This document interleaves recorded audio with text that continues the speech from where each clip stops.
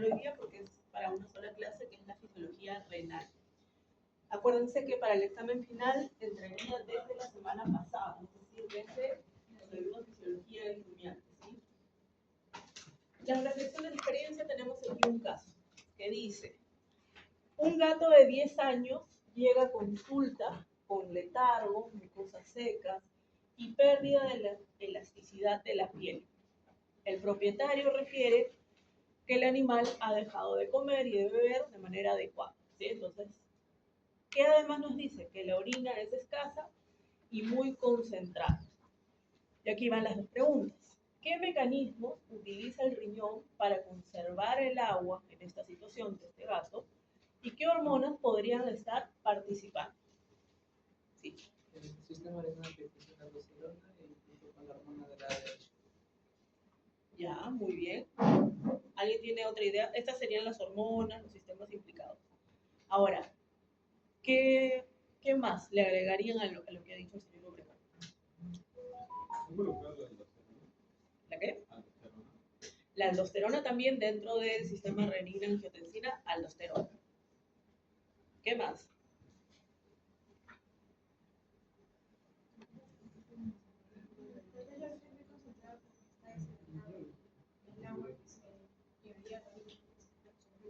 Correcto, por medio de la hormona tiroides. ¿Perfecto? Entonces, aquí tenemos la respuesta, que es una respuesta compleja, porque si bien son solamente dos preguntas, sí hay varios mecanismos implicados, ¿no? Entonces, la primera pregunta era: ¿qué mecanismos utiliza el riñón para poder conservar el agua? Concentración de la orina, que es el primero.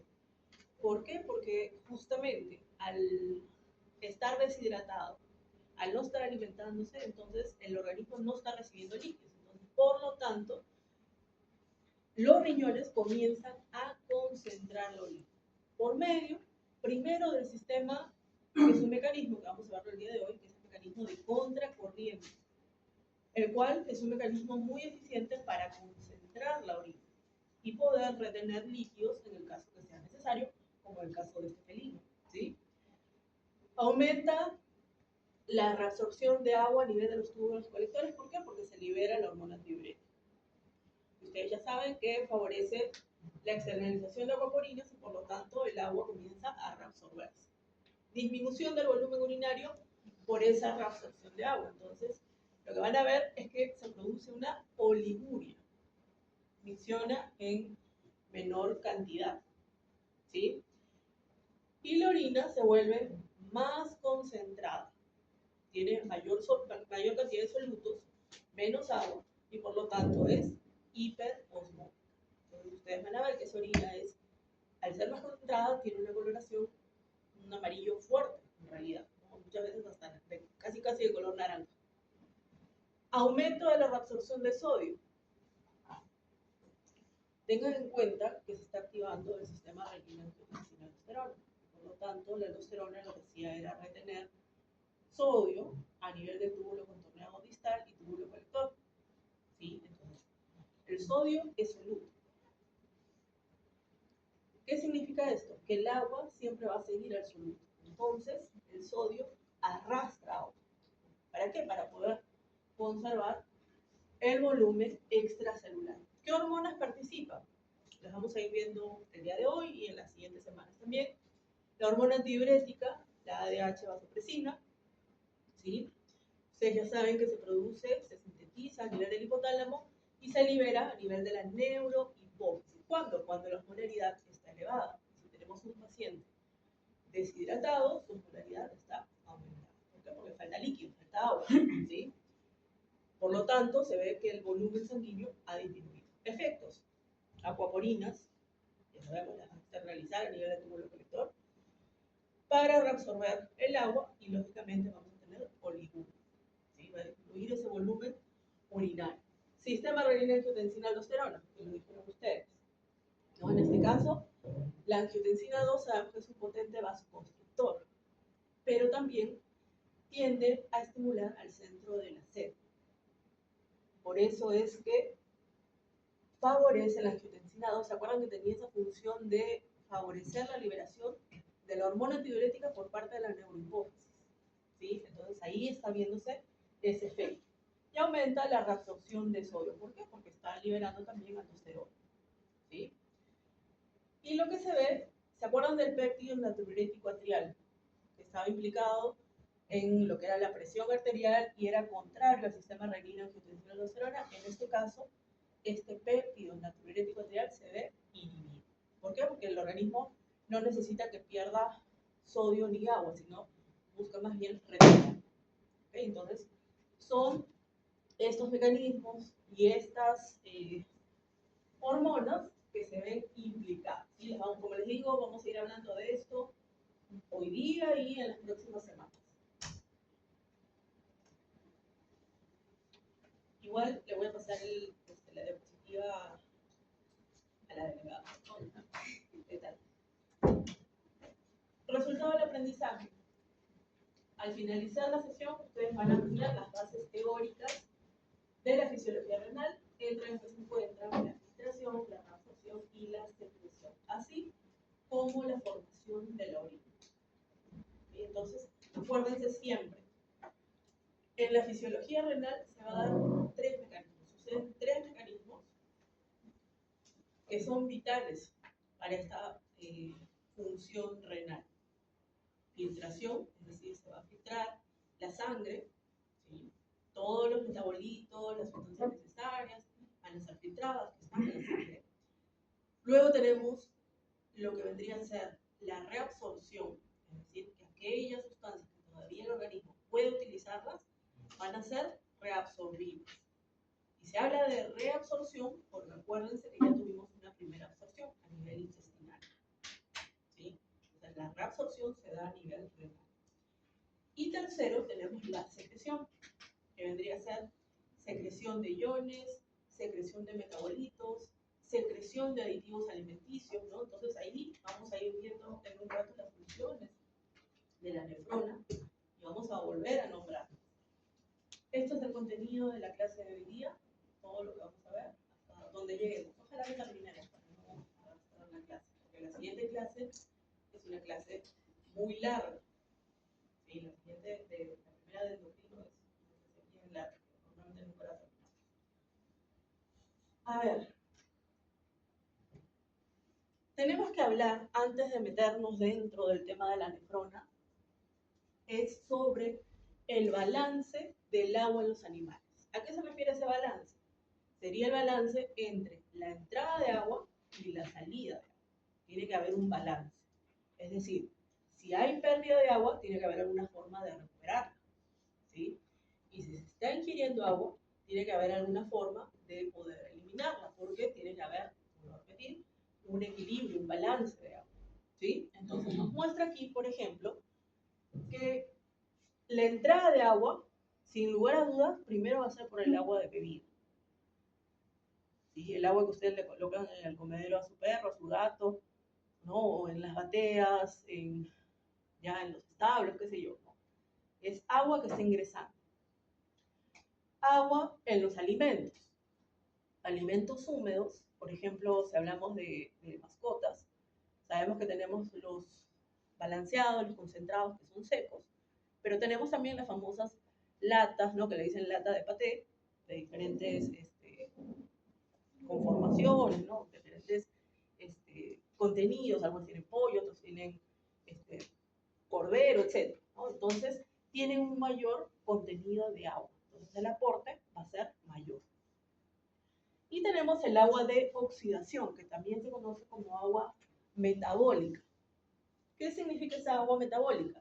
Es el agua, es la molécula de agua que se va formando en los distintos procesos dentro del organismo. Por ejemplo, ¿cuál se les ocurre a ustedes que hemos venido hablando desde hace varias semanas? Una forma de cómo, para la redundancia, se forma moléculas de agua.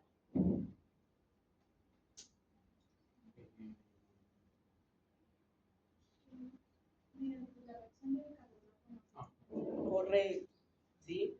A través de esa reacción mediada por la anhidrasa carbónica, ¿no? El ácido carbónico se disocia en CO2 y en agua.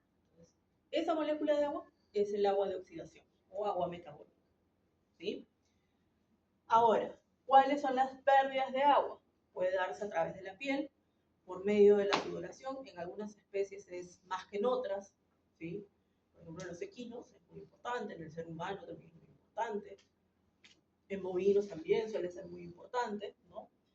Las vías respiratorias por medio de la expiración, ¿no? ¿Quién no alguna vez se ha colocado en una ventana, sobre todo siendo niños? Expiramos y se quedan las gotitas de agua, ¿no? Esa también es una pérdida de agua, lógicamente menor, ¿no? Pero también de esa manera se pierde agua. Por medio de la orina es la principal, ¿sí? Es la principal vía de eliminación de agua. Por medio de las heces también aquí influye mucho el tipo de dieta. Si por ejemplo consume más forrajes verdes, tiene mayor porcentaje de humedad, tiene más agua. Seguramente lo que ustedes lo van a ver es nutrición. Creo que el siguiente curso, después de fisio, también es nutrición, ¿no? Ahí lo van a ver, ¿no? Ahí van a hacer formulaciones y van a ver qué cantidad de agua tiene tal o cual alimento, de acuerdo al producto que ustedes estén necesitando, o en el caso de las mascotas, de acuerdo al requerimiento por edades. Y también hay pérdida de agua por la obtención de productos. Esto se da principalmente en aquellos animales que sirven para producción de leche. Es decir, si tenemos una vaca lechera, pierde gran cantidad de agua al momento del ordeño, ¿sí? Porque vemos que la leche es líquida, entonces tiene agua también. Pero lo vuelve a recuperar. Lo recupera por medio de la alimentación que le van a dar posteriormente a sus horas y también con el agua de bebida, ¿sí? Entonces tiene que haber un balance entre las entradas y las salidas. ¿Para qué? Para que pueda haber homeostasis, básicamente. ¿Okay? Para que las concentraciones, tanto de un lado como del otro lado de la membrana, interno y externo, puedan ser las adecuadas. Como ya habíamos visto, ¿no? En la primera clase creo que fue que estuvimos viendo esto, donde tenemos un líquido intracelular y el extracelular, que se dividía en plasma y en lo que vendría a ser líquido intersticial, donde sabemos quiénes están más concentrados por fuera y quiénes están más concentrados por dentro, ¿no? Lo mismo aquí, que ya lo habíamos visto. Ahora, cuando las pérdidas de líquido son mayores a las ganancias, entonces lo que vamos a ver es que vamos a ver a un paciente deshidratado, ¿sí? Que se va a dividir en diferentes grados de acuerdo al porcentaje. Y lo que hace el organismo es que si tenemos un paciente deshidratado, vamos a recordar un poco algo que ya vimos en la primera clase. Si tenemos un paciente deshidratado, quería decir que su osmolaridad está aumentada o disminuida. Está aumentada, ¿correcto?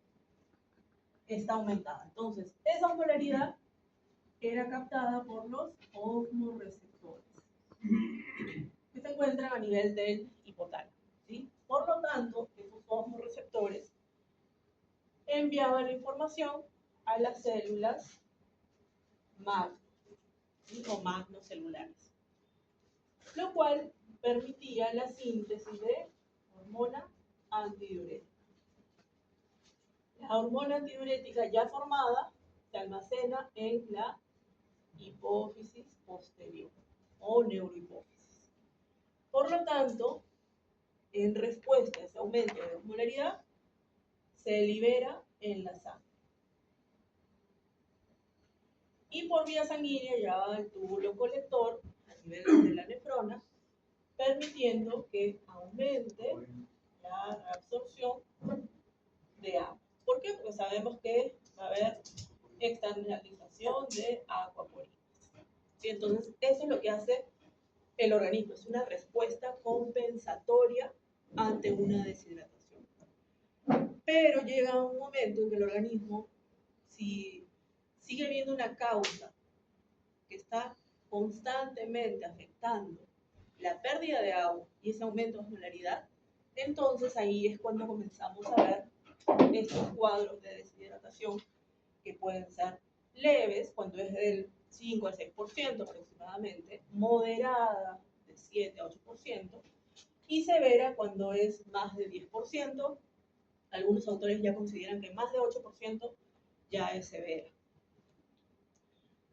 Esto no sé en qué curso, la verdad, tal vez yo lo vi en semiología, no sé en qué irán a ver ustedes, tal vez en enfermería o en semiología lo van a ver. ¿Cómo nos damos cuenta? ¿Cómo clasificamos? Es algo subjetivo, pero que es muy efectivo. Si es menos del 4%, no lo detectamos, ni nos damos cuenta. ¿Por qué? Porque el organismo está respondiendo de esta manera. Pero cuando se ve sobrepasado, es ahí donde empezamos a ver ciertos signos que nos hacen ya ir colocando qué porcentaje podría ser. Cuando ya vemos que hay sequedad de mucosas, ocular, bucal, ya nos está indicando de que hay cierta deshidratación. Entonces, la clasificamos en un 4 a 6%. Si notamos que aparte de la sequedad de las mucosas, hay un retardo, retraso sutil en el pliegue cutáneo, ¿no? El pliegue cutáneo, ustedes habrán visto cuando llevan a su perrito a la veterinaria, una de las pruebas es que a nivel del dorso normalmente nosotros hacemos un pequeño pellizco y tiene que regresar rápidamente. Si regresa rápido, no hay deshidratación, pero si lo hace lentamente, también es un indicativo de que ya hay un cuadro de deshidratación. Y si ustedes le hacen un análisis de sangre, especialmente hematocrito, ustedes van a ver que ese hematocrito va a estar aumentado. ¿Por qué? Porque hay menos líquido. Entonces tiende a aumentar. Entonces lo clasificamos dentro de 6 a 8%. Ahora, si además de lo que hemos visto, ¿sí?, estos tres signos, vemos que las órbitas se encuentran ya con los ojos hundidos y el animal se encuentra decaído, porque ya en este momento ya se va a encontrar decaído, entonces ya empezamos a clasificarla como algo más severo, ¿no? Entre 8 a 10%. Y si además vemos que hay sequedad corneal, que se ve como si fuese un papiro, entonces ahí vean entre un 10 a un 12%, y además signos de hipoperfusión, es decir, que la sangre no está llegando con una presión adecuada a diferentes órganos, comienzan a ver que está cianótico, ¿no?, en algunas zonas del cuerpo, entonces ya prácticamente está muy cerca de la muerte.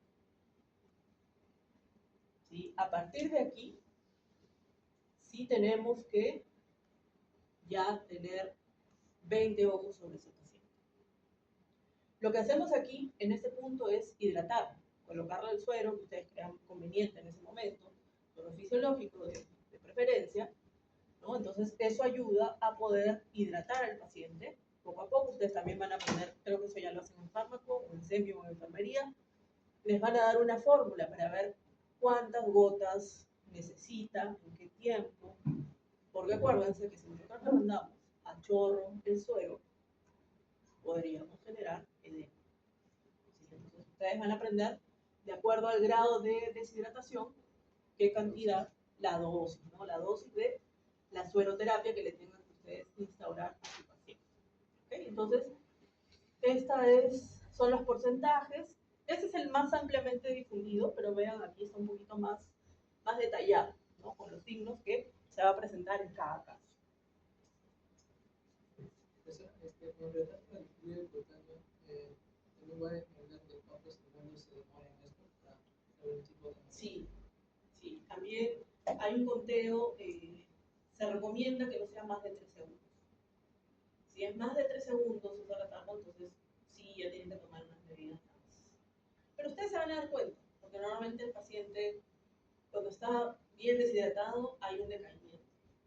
No quiere comer, no toma agua, está decaído, ya no responden, lo llaman, ya muchas veces levanta la cabeza, mira, pero ya no va hacia su dueño, mueve la cola sí y no, ¿sí? Y bueno, eso lo va a digamos, esa práctica, esa experiencia la van a ir ganando a medida que vayan desarrollando la carrera. Porque como le digo, de esto van a volver a hablar en otros cursos.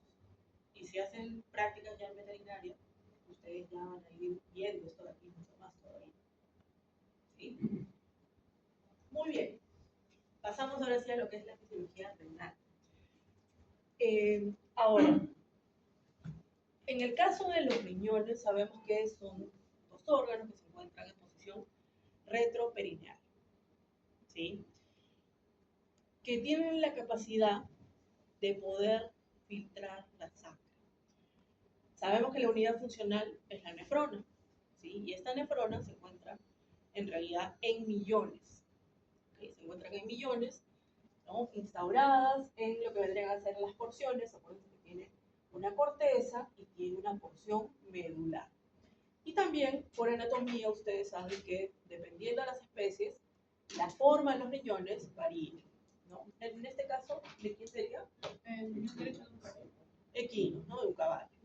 En el caso del bovino, ¿cómo era? Lobulado. Lobulado. Tenía varias lobulaciones, pero también tiene su corteza, también tiene su médula. Y en el caso, por ejemplo, de los perros y gatos, Tenía forma de frijolito. como forma de frijolito, ¿no? Que le dicen. Muy bien. Algunos libros dicen alubios, pero alubios usted ya sabe que es lo mismo que decir frijol. Principales funciones de los riñones. Excreción de productos finales del metabolismo y sustancias extrañas urinarias obligadas, que pueden filtrarse o pueden secretarse. Aquí entraría el grupo, por ejemplo, de metabolitos formados luego de que nosotros le aplicamos un fármaco X, penicilina, póngale a un paciente. Esos metabolitos que ya cumplieron su función, y que seguramente toda esa parte la van a ver en farmacología, generan metabolitos. Y esos metabolitos el organismo ya no los necesita. Entonces, por lo tanto, suelen ser secretados hacia la porción tubular para que sean eliminados.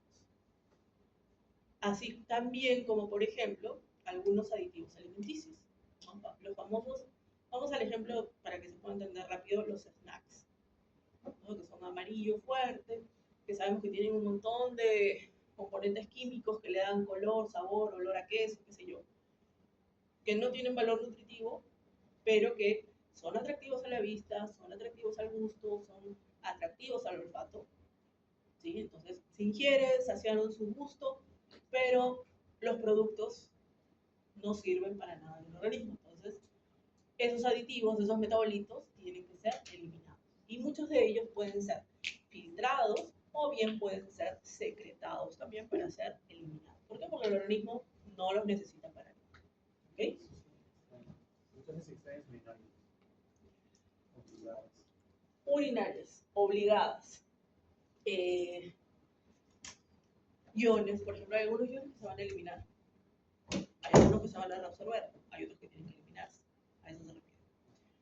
Conservación de sustancias, que dice, o bien no se filtran en absoluto, o bien se filtran y se reabsorben.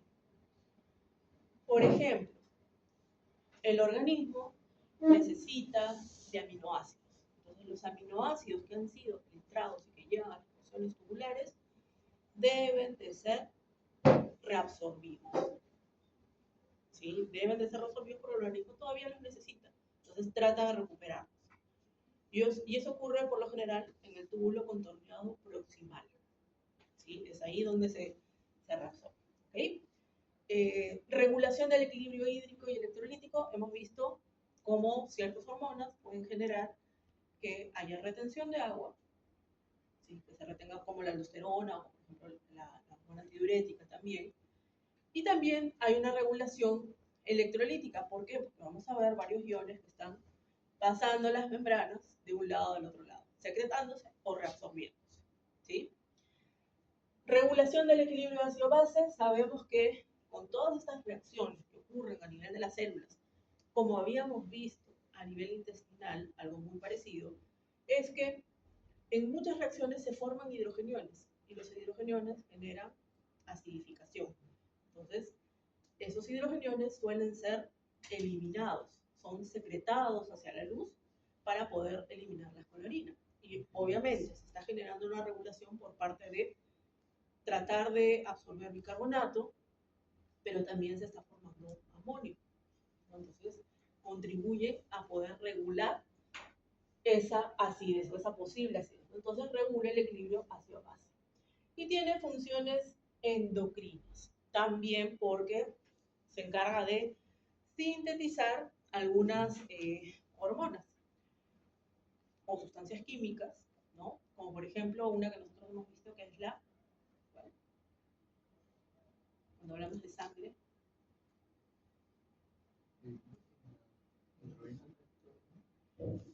la eritropoyetina, ¿sí? La eritropoyetina. También tiene, en cuanto a funciones endocrinas, que ayuda en la síntesis de calcitriol, que es la vitamina D3, que es la forma activa. Entonces, lo que hace a nivel renal es activar a vitamina D3, ¿sí? Y hay una sexta que no está aquí, pero que seguramente la van a ver en los libros, que habla de que también tiene cierta actividad de gluconeogénesis. Obviamente, no al nivel del hígado, ¿sí? Pero también a ese nivel suele haber cierta síntesis de glucosa que va a ser utilizada por el mismo organismo, ¿sí? Entonces, es una sexta función que ustedes pueden colocar. Muy bien, dicho esto, vamos a recordar un poco de anatomía, donde sabemos que la sangre definitivamente tiene que llegar hasta lo que vendría a ser la nefrona, especialmente a nivel del glomérulo, que es ahí donde se va a dar todo ese proceso de filtración. Ahora, también quiero que recuerden, que ya habíamos hablado de esto, de que hay un sistema porta especial a nivel renal. ¿Por qué? Porque tiene, acuérdense, una arteriola eferente, la porción glomerular, la arteriola eferente y se continúa con los capilares peritubulares, que es la vasa recta, ¿sí? Entonces, eso es lo que vamos a ver. Entonces, para recordar un poquito, la sangre llega a través de la arteria renal. La sangre se va a seguir distribuyendo a través de la arteria segmental o segmental, no sé cómo la ven ustedes. Luego, la interlobar, la arteria arcuata, la interlobular, y ahí se convierte en arteriola aferente. Y la arteriola aferente entra a nivel del glomérulo formando, ¿no?, la porción de los capilares glomerulares. Continúa con la arteriola eferente, que a su vez continúa, como habíamos dicho, con los capilares peritubulares o vasa recta, ¿no?, que vendría a ser. Si aquí tenemos la nefrona con la porción tubular, todo esto es la vasa recta. Eso también es la vasa recta. Toda esta red de capilares peritubulares. Y de ahí, de la vasa recta, se continúa ya con la porción venosa, ¿no?, con la interlobular, la arcuata, la interlobar, la segmental o segmentaria y finalmente la vena renal, que va a desembocar a nivel de la vena cava. ¿Okay? Eso es en cuanto a lo que sería la irrigación. Y lo que a nosotros nos interesa en fisiología, si bien sabemos anatómicamente todo es importante porque es el que va a permitir ese aporte de sangre, pero aquí en fisiología, nosotros ¿dónde nos vamos a centrar? Aquí, en esta parte. Es decir, desde la arteriola aferente hasta la vasa recta. Es ahí donde se da la fisiología. ¿Sí? La fisiología renal es la parte central. Y es lo que vamos a empezar, ya ahora que ya hemos visto un poco de generalidades. ¿Puedo borrar esto de acá?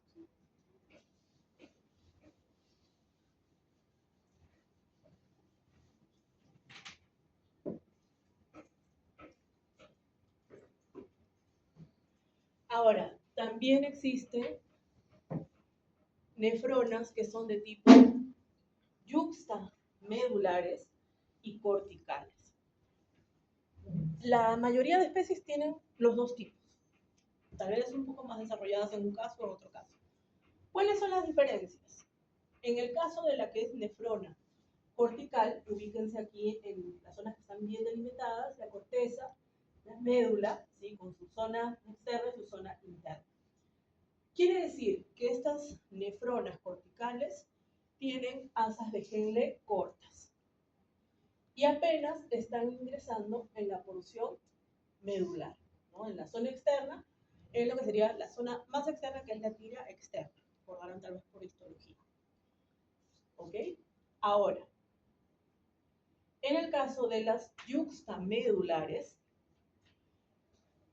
el glomérulo se encuentra casi en el límite entre la corteza y la médula.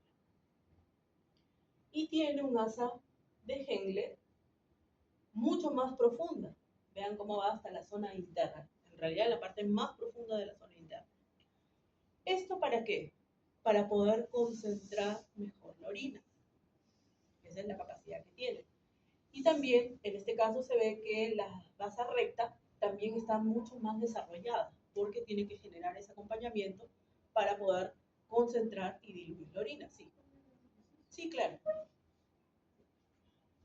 Ahora, por ejemplo, en especies que se encuentran en los desiertos, que viven en el desierto, ¿qué tipo de nefrona van a tener? ¿Cortical o yuxtamedular? Yuxtamedular, ¿no? Porque como no hay disposición de agua muy cercana o muy frecuente, entonces ellos tienden a concentrar la orina mayoritariamente. ¿Para qué? Para poder retener agua y no perder. Entonces ellos suelen tener una orina mucho más concentrada. ¿Por qué? Porque tratan de retener, de evitar la pérdida de agua. Aquí tienen una especie de infografía, ¿no? Tenemos algunas especies que viven en los desiertos, ¿no? Entonces, ellos tienen mayoritariamente, ojo, no quiere decir que no tengan tipo cortical, sí las tienen, solamente que la mayoría, en un 70-80%, son de tipo yuxtamedulares, ¿no? Donde van a tener asas de Henle mucho más profundas, mucho más largas, con la finalidad de poder concentrarlas mejor. Y vamos a ver en un momento, cuando hablemos del mecanismo de contracorriente, cómo es que se concentra. ¿Ok?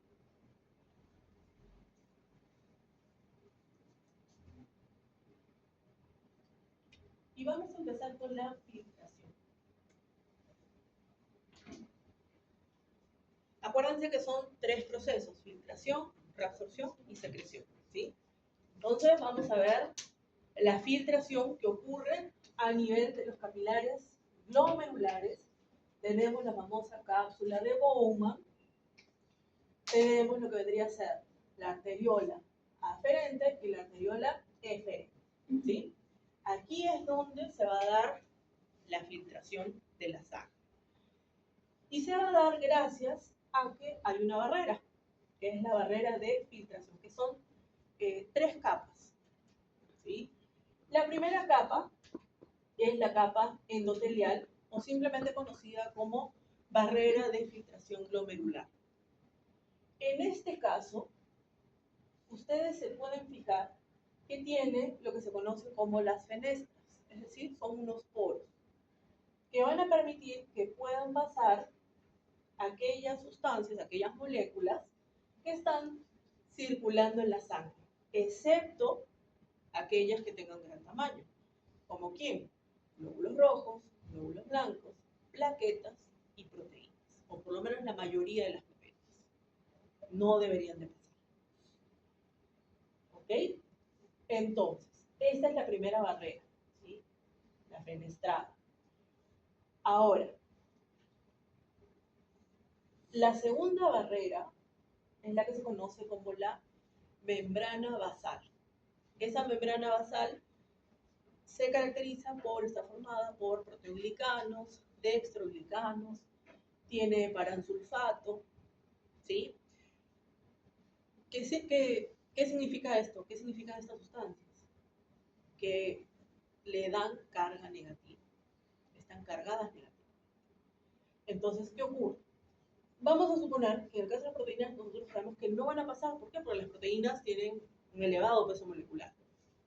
Pero puede darse el caso de que sean pequeñas proteínas y que hayan pasado a través de las fenestras.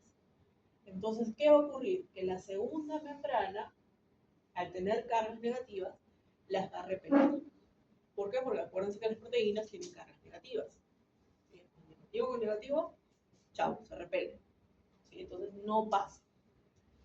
Ahora, si llegase a pasar, que es raro, no debe haber proteínas en la orina.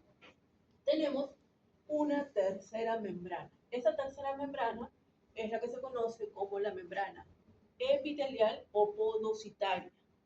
¿Sí? Podocitaria. ¿Por qué? Porque tiene podocitos. Estos podocitos son unas células que tienen forma estrellada.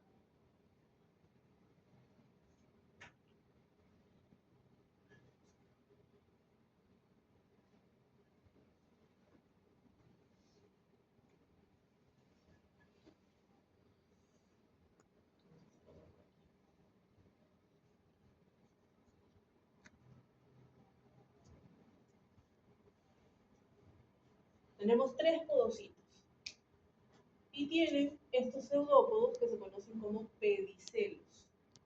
Y esos pedicelos suelen interdigitarse unos con otros. Y al interdigitarse, ¿qué forman? Forman como unas ranuras.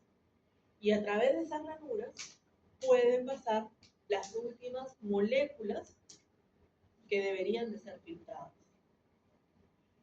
¿Quiénes? Aquellas que tengan principalmente menos de 4 nanómetros. ¿Sí? Menos de 4 nanómetros. Pasan a través de estas, es como si fuera un colador. ¿Sí? Se forma como si fuese un colador. Entonces, si tiene menos de 4 nanómetros, pasa. Y en el caso, por ejemplo, de las proteínas, pueden llegar incluso hasta 250.000 daltons, que son aproximadamente 25 nanómetros, 30 nanómetros, que es bastante. Entonces no pueden pasar. Ahora, si se daña esta membrana, es ahí donde comenzamos a ver que sí va a haber proteína, ¿no?, en la orina. Lo normal es que no haya. ¿Ok? Muy bien, entonces tenemos estas 4 membranas. Ahora, en cuanto a los podocitos, como les dije, es una de las más importantes de estas membranas porque forman estas interdigitaciones, formando la última capacidad de poder filtrar. Y además, ¿qué es lo llamativo aquí? De que los podocitos tienen bajo poder replicativo, es decir, casi no sufren de mitosis. Entonces no pueden replicarse. Entonces, si, claro, no se regeneran. Por lo tanto, si fallan, ahí es donde comenzamos a ver, porque no se regeneran. ¿Sí? ¿Dónde vemos esto? Por ejemplo, en insuficiencia renal crónica. Ahí los podocitos suelen estar prácticamente destruidos y no tienen forma de recuperarse. Porque, como digo, no tienen poder replicativo, ¿no? Hay algunos estudios, sí, con células madre, pero todavía son estudios, no hay nada ni prácticas que lo hagan. Todavía a niveles de laboratorio y todavía en ratas y ratones. Acá hay un poquito más de datos sobre lo que vendrían a ser estos podocitos. Vean, estos podocitos con estas interdigitaciones, estos pedicelos, cómo se unen, ¿no?, para formar esas ranuras y permitir solamente que pasen aquellos que tienen 4 nanómetros. ¿Qué otras funciones tienen? Vean, barrera de permeabilidad, algo muy importante, aparte de la filtración, también tienen función de protección. Tiene a generar fagocitosis de alguna sustancia extraña a lo que vendría a ser el sistema renal, ¿no? Trata de eliminar. Mantenimiento de la arquitectura glomerular. ¿Por qué? Porque activa a integrinas y dextroglutanas, que ustedes recordarán por biología, ¿no?, que ayudan a mantener estable a las membranas celulares. ¿Sí? Biosíntesis de algunas sustancias, como por ejemplo colágeno tipo 4, laminina, fibronectina, que muchas de estas forman parte de la membrana basal, de la segunda membrana. Entonces, además contribuye a poder mantener a la membrana basal, la que es cargada negativamente, ¿no? También interacción con el medio, sustancias de complemento,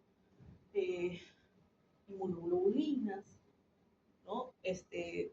Sistema plasminógeno-plasmina, en caso de que haya, por ejemplo, alguna lesión y que necesite cicatrización, entonces Ustedes saben que aquí la plasmina se activa para poder ir generando fibrinolisis, ¿no? Y recuperar. Pero no tiene poder replicativo, vuelvo a decir. Ahora tenemos a las células mesangiales. Células mesangiales que contribuyen también en lo que vendría a ser la acción de protección, es decir, para generar fagocitosis. Tienen acción contráctil. ¿Para qué? Para que puedan liberarse al ir captando las presiones, porque aquí vamos a ver que para que se dé una buena filtración vamos a tener algunas presiones muy presentes, ¿no? Tiene función estructural, regulatoria a nivel renal, ¿sí? Y vamos a verlo cuando haya la parte de regulación. Vamos a ver una regulación extrínseca e intrínseca. Ustedes se van a fijar. Nuevamente las tres membranas, como para recordar. Vemos aquí. Esto vendría a ser el vaso sanguíneo. Tenemos la primera capa que vendría a ser las fenestras, ¿sí? La tipo endotelial. Tenemos la membrana basal cargada negativamente. Y esta vendría a ser la de los odocitos, que es la epitelial. Igual aquí. Tenemos las tres capas. Ahora, ¿qué factores son los que van a determinar y van a poder generar que haya una buena filtración? Entonces tenemos una fórmula que dice que la filtración glomerular es igual al coeficiente de filtración por la presión efectiva de filtración. ¿Ok? ¿Quién va a dar este coeficiente de filtración? La superficie y la permeabilidad que tengan. A mayor superficie, a mayor permeabilidad, ese coeficiente va a ser mayor. ¿Sí? A menor superficie, a menor permeabilidad, menor coeficiente de filtración. Entonces la filtración va a ser menos. Ahora, en el caso de la presión efectiva de filtración, también tenemos una fórmula, que es presión efectiva de filtración o presión neta de filtración. Lo van a encontrar con estos dos valores, que nos dice que vendría a ser la presión hidrostática glomerular menos la presión hidrostática de la cápsula de Bowman menos la presión oncótica glomerular. ¿Sí? Esa es una de las fórmulas, porque en un rato vamos a ver que hay otra fórmula. Y algo muy característico es que para que haya filtración tiene que haber una buena presión hidrostática a nivel del glomérulo.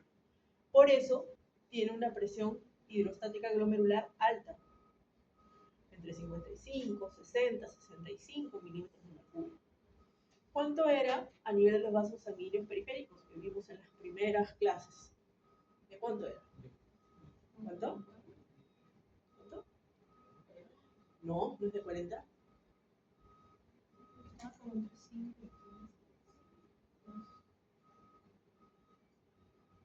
¿Se olvidaron? Era entre 20 y 25, 26 milímetros de mercurio. Aquí es mucho más alto. ¿Por qué? Porque esta presión hidrostática glomerular es la que va a empujar a la sangre para que pueda filtrarse, al plasma para que pueda filtrarse. Entonces aquí tenemos un recordatorio. La presión hidrostática del capilar glomerular promueve la filtración, favorece la filtración. La presión oncótica del capilar glomerular se opone a la filtración y la presión hidrostática de la cápsula de Bowman se opone a la filtración. Favorece, se opone, que es lo que estamos viendo aquí. También tenemos aquí los valores promedios de las otras presiones. Si hacemos el cálculo, 60 menos 18 menos 32, nos tiene que dar 10 milímetros de mercurio. Es decir, que la presión efectiva de filtración a nivel renal es de 10 milímetros de mercurio, mientras que a nivel de los vasos sanguíneos periféricos es apenas de 1 milímetro de mercurio. Sí, entonces aquí es elevada porque tenemos una presión hidrostática glomerular elevada para permitir ese empuje del plasma para que pueda finalmente ser filtrado. ¿Ok? No se olviden de esto. Me acuerdo que creo que en el examen final del ciclo pasado vino una pregunta de estas. Tenían que calcular, pero sin calculadora, o sea, todo mental. Por si acaso. No sé si ahora vendrá, pero... A ver, aquí tienen otra fórmula también para hallar la presión efectiva de filtración. Que si ustedes suplantan lo que tenemos aquí en la fórmula, les tiene que dar esos 10 milímetros de mercurio. ¿Qué nos dice en esta fórmula? Que la presión hidrostática glomerular, ¿sí?, es menos, se abre paréntesis, la presión hidrostática de la cápsula más la presión oncótica glomerular, cierra paréntesis. Si ustedes toman los valores del caso anterior, les tiene que dar 10. ¿Sí? 10 milímetros de mercurio. Es otra forma de poder hallar. Creo que más sencilla es la anterior, ¿no? Simplemente restamos todo desde la presión hidrostática glomerular. Ahora, la permeabilidad selectiva, este coeficiente de filtración, ya dijimos que va a depender de la permeabilidad de la superficie, ¿no?, del área. Y vean, tenemos aquí nuestras 3 membranas. Y vamos a ver que esa tasa de filtración puede estar aumentada o disminuida. ¿Qué factores van a afectar? El tamaño de la molécula. Si tiene más de 4 nanómetros, su tasa de filtración es prácticamente cero. Si es menos de 2 nanómetros, su tasa de filtración va a ser mucho mayor. Tiene mayor facilidad de poder ser filtrado.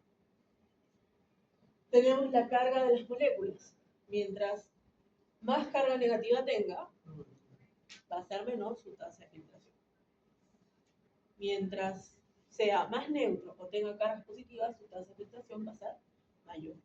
Y también nos habla de la forma y la capacidad de deformación que tengan las células. Y esto ocurre, por ejemplo, en el caso de lo que vendría a ser los glóbulos rojos. Sabemos que los glóbulos rojos tienen cierta capacidad de deformarse para pasar a través de los vasos sanguíneos. Entonces, a mayor deformidad, su tasa de filtración va a ser menor. Por eso no debería de pasar. ¿Sí? Normalmente, aparte por el tamaño, por el elevado peso molecular, también por esa capacidad de deformación no debería de poder filtrarse. ¿Queda claro el tema de filtración? Básicamente, sí. La importancia de la presión efectiva de filtración y de la permeabilidad. ¿Sí? Muy bien. Ahora tenemos algo que se conoce como la depuración o aclaramiento o clearance renal. ¿Sí? Le van a encontrar con los 3 nombres. Que en este caso es básicamente la capacidad que tienen los riñones, es decir, la nefrona, para poder remover moléculas, iones, ¿sí?, que han sido filtrados y que van a ser eliminados por medio de la orina. Esta es una prueba que nosotros utilizamos bastante en la medicina veterinaria, sobre todo en pequeñas especies, cuando a veces pedimos creatinina. ¿Sí? Es el que más solemos pedir, ¿no? Entonces, con cualquier sustancia, aplicando fórmula, se puede hallar este proceso de depuración. Es decir, a nivel de laboratorio, por ejemplo, se utiliza una molécula que es la inulina. La inulina es una especie de polímero de la fructosa. ¿Sí? Ustedes saben que la fructosa no es parte del organismo. ¿Sí? Entonces, esa inulina, porque se puede descomponer en inulina, la inulina que se encuentra en la sangre, va a ser filtrada y va a ser eliminada en su totalidad. Porque como no es parte del organismo, los riñones no la reabsorben. Entonces, es eliminada. Y se utiliza esta fórmula. Ustedes van a tener una práctica de renal con la propia Fernanda, o ya lo tuvieron, o sea, van a tener, donde van a aplicar, ¿no?, concentración urinaria, el volumen urinario por minuto, ¿no?, la concentración de esa sustancia a nivel del plasma. Y de esa manera, ustedes van a calcular la depuración renal. ¿Sí? Entonces, la finalidad es poder, básicamente, medir cómo es que se está filtrando una sustancia y cómo se va a eliminar. ¿Ok? Ahora, vamos a ver, vean aquí, la capacidad de filtración de algunas sustancias en los capilares glomerulares. Vean, el caso del agua, que tiene un peso molecular de 18, ustedes recordarán por química, su capacidad de filtración es de 1, es decir, al 100%. A eso se refiere ese 1, es al 100%. El sodio tiene un peso molecular de 23, su capacidad de filtración también al 100%. La glucosa, su peso molecular es de 180 y su capacidad de filtración también es del 100%, es decir, que la glucosa se filtra al 100%. Pregunto, ¿la glucosa deberíamos encontrarla en la orina? No. No deberíamos de encontrarla. Vemos que se filtra, sí, pero se debe reabsorber al 100%. Correcto. Entonces, no deberíamos de. Ahora vamos a hablar de eso en un rato más, ¿sí? Cuando hablemos de reabsorción. Vean ahí, tenemos justo la inulina. Tiene un peso molecular de 5.500 daltons, lo cual es prácticamente nada, es 0.5 daltons, nanómetros aproximadamente. Su capacidad de filtración es del 100%. Y ya sabemos que además se va a eliminar al 100%, porque el organismo no lo reaprovecha porque no lo necesita para nada. La mioglobina tiene un peso molecular de 17.000 daltons. Su capacidad de filtración es de 0.75, ¿no? Es decir, como 75%. ¿Qué significa esto? Que la mioglobina fisiológicamente no deberíamos encontrar en la orina, pero si nosotros la encontramos, quiere decir que se está filtrando porque sí tiene capacidad de poder filtrarse, vean que es un 75%. ¿En qué casos podríamos encontrar mioglobina? ¿No? A nivel de la orina. Cuando hay, por ejemplo, rhabdomiolisis. Cuando hay problemas a nivel de los músculos esqueléticos. Es muy probable que encontremos mioglobina. Porque sabemos que sí se puede filtrar, pero fisiológicamente no debería de ocurrir. Y esto, ¿sí? ¿Cómo nos damos cuenta? Porque vemos que la orina del paciente es como de color de té o color Coca-Cola, también le dice. ¿Por qué? Porque la mioglobina genera esa coloración. Por eso también es un invento. Y vean en el caso de la albúmina, que nos dice que tiene 69.000 daltons, y yo les dije hace un momento que las proteínas, como la albúmina, pueden llegar incluso a 250.000 daltons, que es muchísimo más. Por lo tanto, vean cómo su capacidad de filtración es prácticamente nula. Por el tamaño, por su peso molecular, luego por la carga negativa. ¿Sí? Entonces, no deberíamos encontrar albúmina en la orina. Si llegamos a encontrarla, quiere decir que está ocurriendo algún problema. Que puede ser a nivel renal, pero también puede ser a nivel hepático. También. Entonces, ahí ya hay que hacer otras pruebas como para ir apuntando hacia dónde, ¿no? Hacia dónde va nuestro diagnóstico.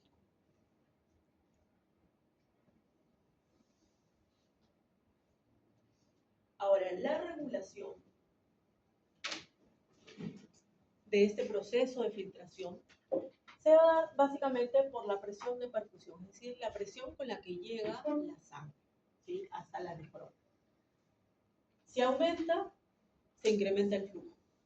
Y también la resistencia vascular. Ustedes saben que si hablamos de resistencia vascular, estamos hablando de una obstrucción al paso de la sangre. ¿Sí? Ese flujo sanguíneo va a ser, digamos, un poco más dificultoso, ¿no? Entonces, oposición al paso de la sangre.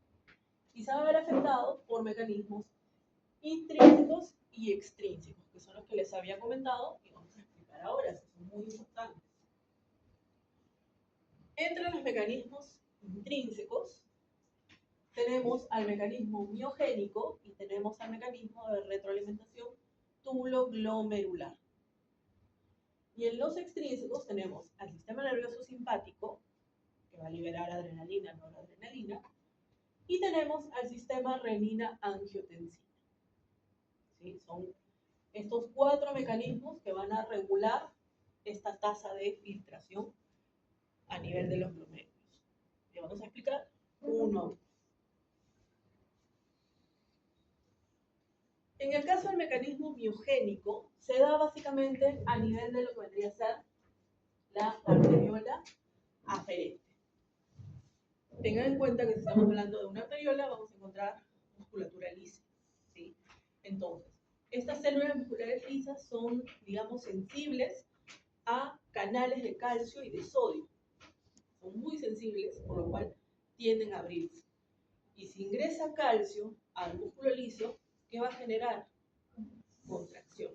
Entonces suele generar vasoconstricción. Y al generar vasoconstricción, disminuye la luz, ¿sí? Y por lo tanto, disminuye el flujo vascular. ¿Por qué? Porque tiene menor espacio a través del cual puede circular. ¿Sí? Entonces, ese es el primer mecanismo. Se conoce como mecanismo miogénico. Mio, acuérdense de músculo. Solamente que es músculo liso a nivel del vaso sanguíneo. En este caso, la arteriola aferente. ¿Sí? Entonces, cuando hay sensibilidad al estiramiento, se abren canales de calcio y de sodio. Aumenta el calcio a nivel intracelular, por lo tanto, genera vasoconstricción y disminuye el flujo sanguíneo. ¿Sí? Disminuye el flujo vascular.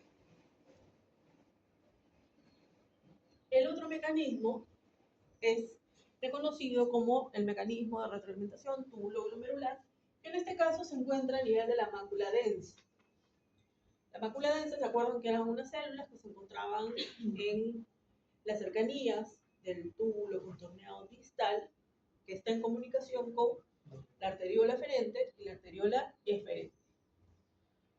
Y es mácula densa porque mácula significa mancha, es como si fuera una mancha grande.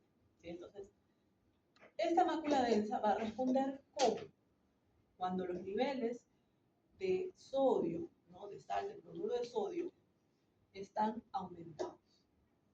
Entonces, al aumentarse, la mácula densa responde. ¿Cómo va a responder?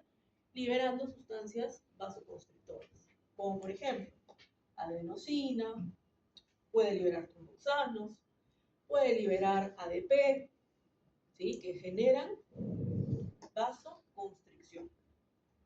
Por lo tanto, si generan vasoconstricción, entonces aquí también vamos a ver que va a haber una disminución del flujo vascular. Entonces, la tasa de filtración glomerular cae, ¿sí? Por esa vasoconstricción.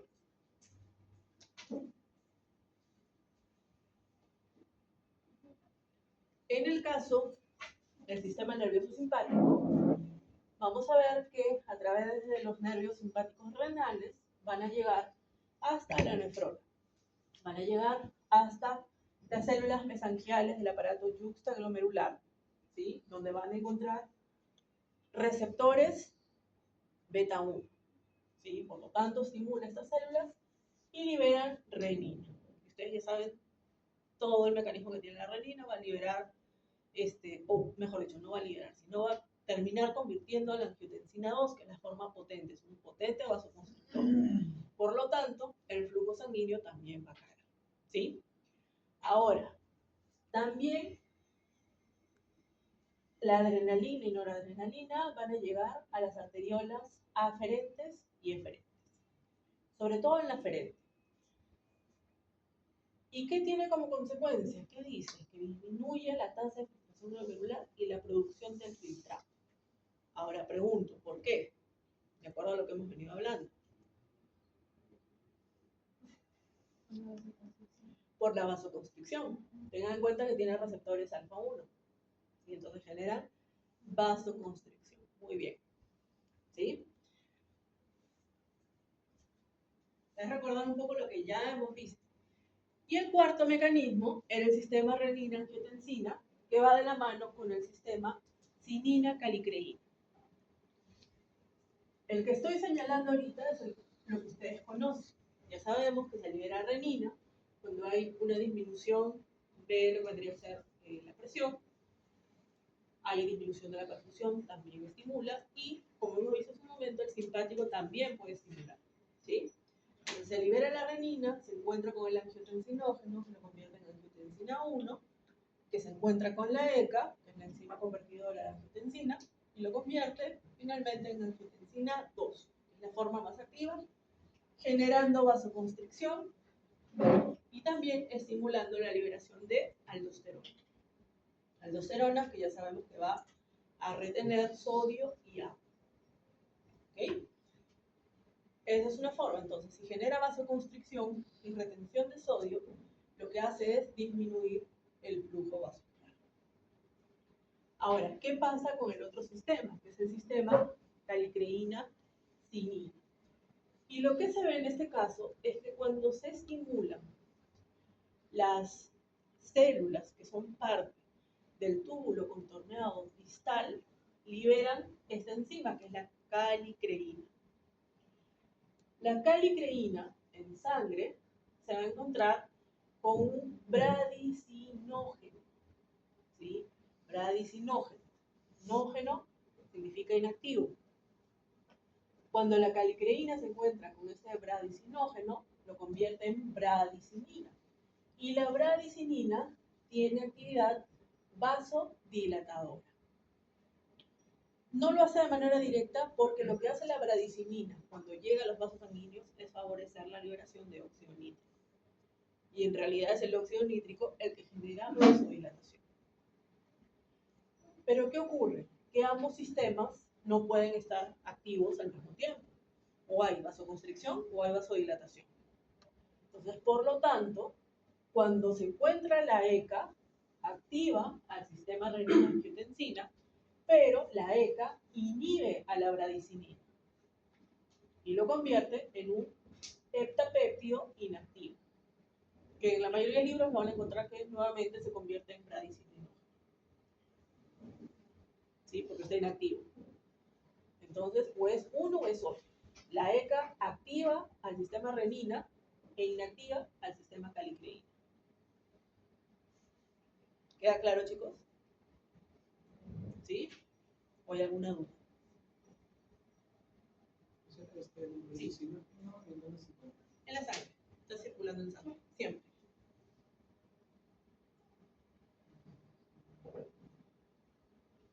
Aparte también es el sistema de propio. Aparte. Esa parte. Esto es muy a nivel local renal. Tienen aquí también ya lo que hemos hablado hace un momento en el esquema. El sistema renina llega hasta angiotensina 2, genera vasoconstricción, a su vez libera aldosterona, ¿no? Genera retención de sodio de agua, lo cual tiende a aumentar la presión arterial y aumentar el volumen sanguíneo. Y el sistema calicreína-cinina, ya sabemos, se libera calicreína, se encuentra con el cininógeno o bradicinógeno y lo convierte en bradicinina o bradiquinina. Y genera vasodilatación, ya sabemos, no de manera directa, sino a través del óxido nítrico. ¿Actúa uno o actúa el otro? Si actúa el sistema renina, sabemos que la ECA lo ha activado y por lo tanto vamos a tener disminución del flujo vascular porque hay vasoconstricción. Si queda activo este sistema calicreína-cinina, entonces significa que hay vasodilatación. Y por lo tanto, a diferencia de todos los demás, es el único que aumenta ese flujo vascular. ¿Sí? A diferencia de los 4 sistemas anteriores. ¿Sí? Entonces, ojo con esto. Es el único que genera aumento, además disminución. Hay un cuadrito sobre esto. Aquí está, justamente. Es el resumen de lo que hemos visto. Biogénica, sabemos el estiramiento, la distensión del arterio referente, genera contracción refleja porque hay entrada de calcio y de sodio. Por lo tanto, disminuye el flujo glomerular. El sistema de retroalimentación tubulo-glomerular, sabemos que aquí la mácula densa capta el aumento del cloruro de sodio, genera la vasoconstricción, disminuye el flujo glomerular. La regulación neural por parte del simpático aumenta la liberación de adrenalina, noradrenalina, genera vasoconstricción por los receptores alfa-1 y disminuye el flujo glomerular. Y el sistema renina-angiotensina, sabemos que a través de este sistema, la angiotensina genera vasoconstricción. Tanto en arteriolas aferentes o eferentes, por lo tanto disminuye el flujo glomerular. Y si ustedes quieren agregarle el quinto, que es el sistema calicreína-cinina, va a generar un efecto contrario a lo que tenemos aquí. En todos estos disminuye, pero en el otro aumenta el flujo. ¿Por qué? Porque genera vasodilatación a diferencia de todos ellos. ¿Sí? ¿Alguna pregunta hasta aquí? ¿Les parece si nos tomamos un receso? Sí.